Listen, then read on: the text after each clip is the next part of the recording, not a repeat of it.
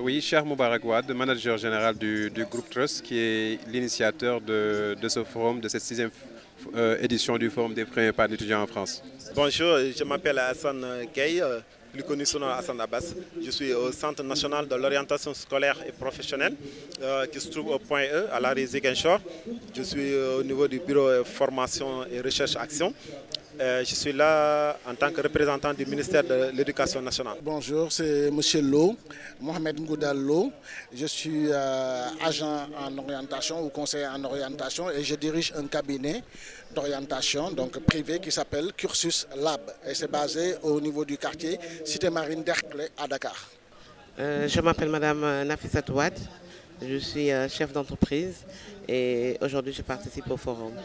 Bonjour, je m'appelle Aladim Hassine et je suis le représentant officiel de Antalya Bilim University. Alors, le forum Premier pas d'étudiants en France est né d'un constat lorsqu'on était étudiant en France et responsable d'associations que beaucoup d'étudiants arrivent en ayant d'énormes difficultés d'intégration. Certains arrivent en dormant à la gare parce qu'ils ne connaissent personne dans leur ville d'accueil.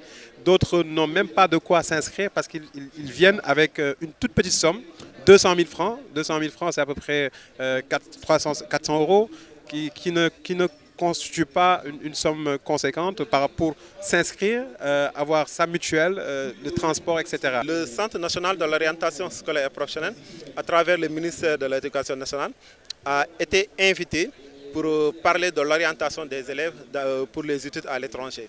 Il s'agissait pour nous, dans le cadre de notre intervention, de parler de la préparation.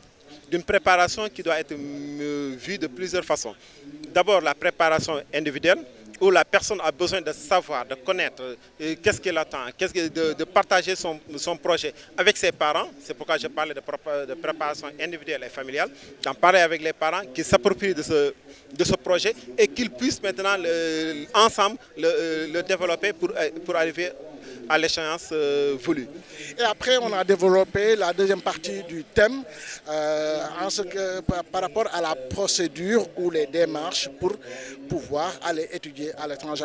Et ces procédures donc, se découpent en deux sous-parties. La première sous-partie, c'était par rapport à la procédure donc classique de Campus France pour pouvoir aller étudier en France.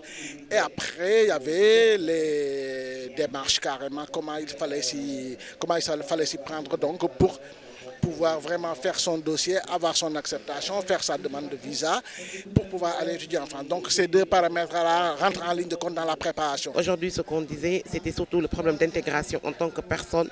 Et j'ai donné un simple conseil, c'est avant de partir, il faut avoir un projet de vie, il faut avoir un projet professionnel.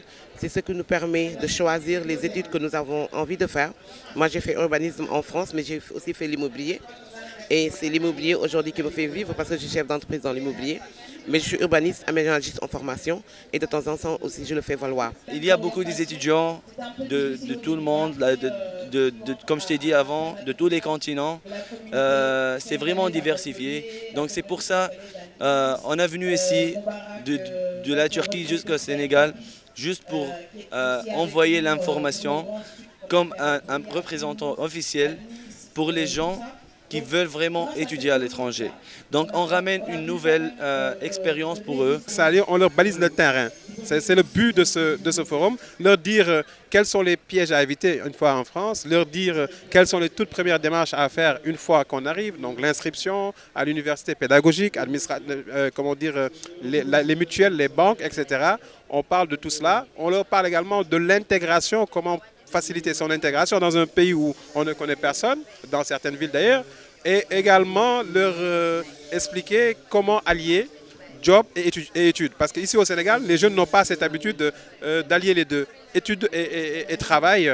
Et donc c'est une occasion pour nous de leur dire tout, nos expériences, nos erreurs en tant qu'anciens, afin qu'ils puissent les éviter.